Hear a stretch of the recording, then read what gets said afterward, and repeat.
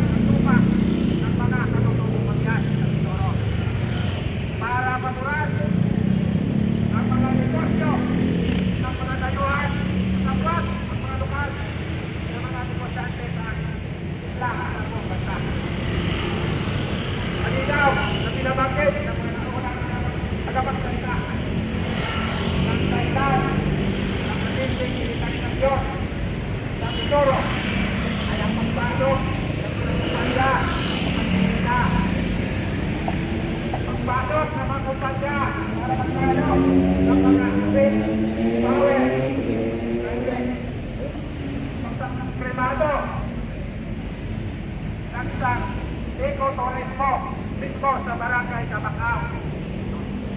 Ang Kabakaw Gate na gusto sa privado para sa kaprinto ng mga dayuhan at para sa pagkakitaan ng mga pribado kumpanya.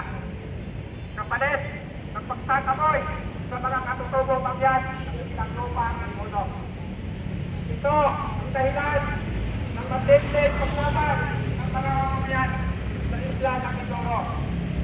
Ito ay natinagdaganap sa Mindoro, sa buong bansa. Ang ganito, ilalalas sa mga magsasaka ng mga katutubong. Ang ilang lupang Mindoro, lupang magsasaka ng mga magsasaka. Hanggang ngayon, kami tunay na reforma ng lupa para sa mga magsasaka. Ito, ilalalas ng kasalukuyang litig sa magkaroon na maaaring umupa ang mga dayuhang populasyon sa Pilipinas ng lupa ng Pilipinas sa noong ng 1990. Walang lupa ng bigay sa mga magsasaka, pero may hinalaalok ang bigay na lupa para sa mga dayuhan. Walang pundo para sa mga magsasaka, para sa land resource, para mataasin ang produksyon ng mga magsasaka, pero malaki ang budget para sa militarisasyon. Malaki ang budget ng NTF-ELCAC para sa rentaging, para buwagin ang mga samahan, mga organisasyon ng mga magsasaka ng mamamayan na nagtatanggol sa kanilang demokratikong karapatan, para matahimikin ang mga pagkilos, pagsalita ng mga mamamayan. Inisipit ang mga leader sa susunan, sa tampahan ng gawa-gawang kaso hanggang sa pagpatay. Kaya ito ang pasalubong sa akin. Ngayong sa kasalubuyang rin ang bumpa sa Mindoro. Kaya ang kinusang magbubukid at ang mamamayan ay mariin. Ito kundi na ang pagbubumpa at pag-traffic sa mga komunidad ng mga tutubong bagyan at pagsasaka sa Mindoro. Kaya ang panawagan, lupa! Bumpa!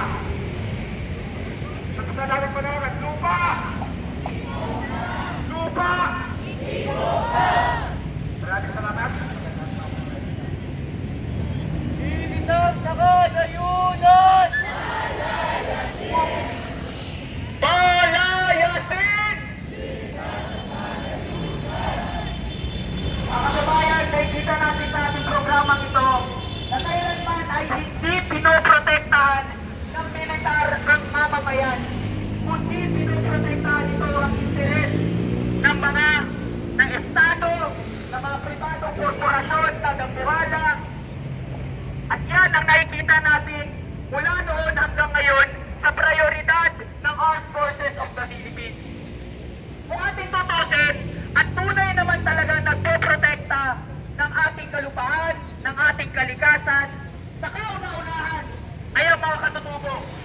Kaya naman, para sa ating susunod na tagapagsalita, tinatawagan po natin si Bunahay Claver ng Katribo. Bravo, Minuno!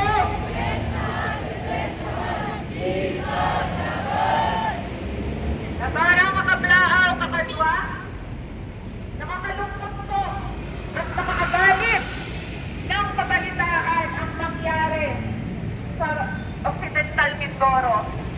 Nakakalungkot ng malaman ang pagsawi ng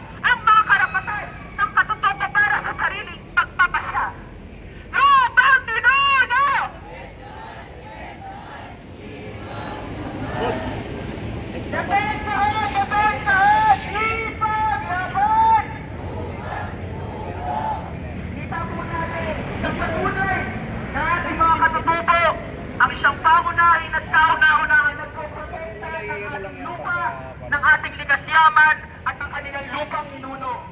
Samantala, itong mga operasyon ng militar na indiscriminate bombing ay walang pinapalampas. Maski ang mga kababaihan, maski ang mga kabataan, ay hindi pinapalampas dahil nga indiscriminate bombing ito. Ganito rin ang katangian ng militar ng Estado, simulat sa pool. Ngayon naman, para sa ating susunod na tagapagsalita, tinatawagan po natin si Ed Teresa mula sa Bagani.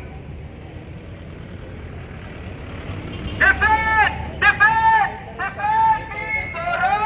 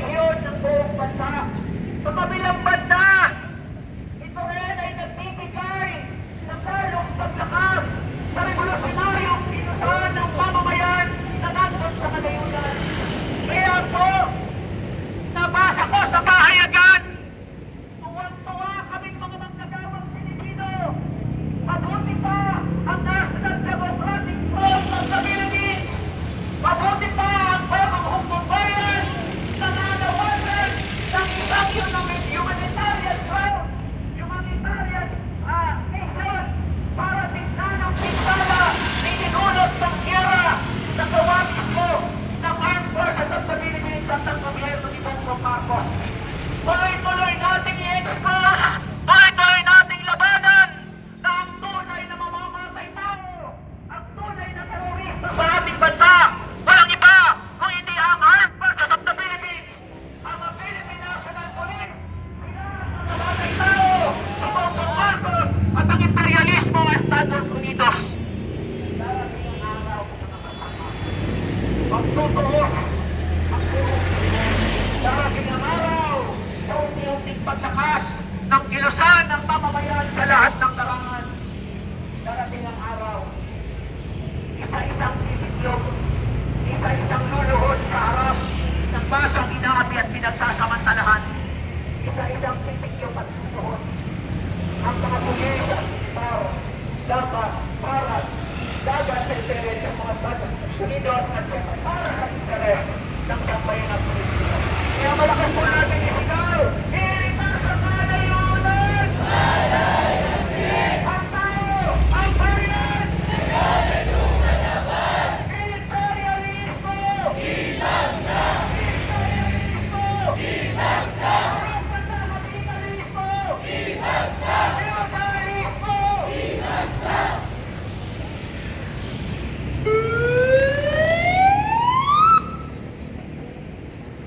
Karapatan ng mamamayan! Ipaglaban!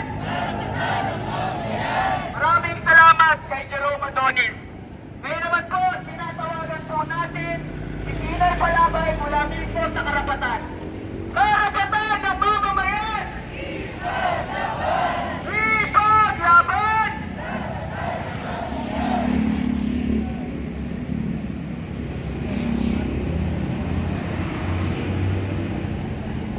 Magandang araw po sa ating mga kababayan. Marami na pong sinabi si Ka Jerome. Alam niyo naman po madaldal po si Ka Jerome. Marami niya nasabi sa nangyari sa Mindoro. At saka yung ating mga nakapagsalita mula sa Kasalugan. Magpapokok na lamang po ako sa dalawang bagay. Unang-una si Chantal Anicoche. No? Si Chantal po, yung kanyang picture, yung mga kasama po natin sa media, wag po akong kuhanin yung picture ni Chantal. Siya po ang nawawala. No? Yan ay mahalaga dahil hinahanap po natin si Chantal Anicoche. Isang leader ng mga Pilipino mula sa Maryland, United States, na laman ang kalagayan ng mga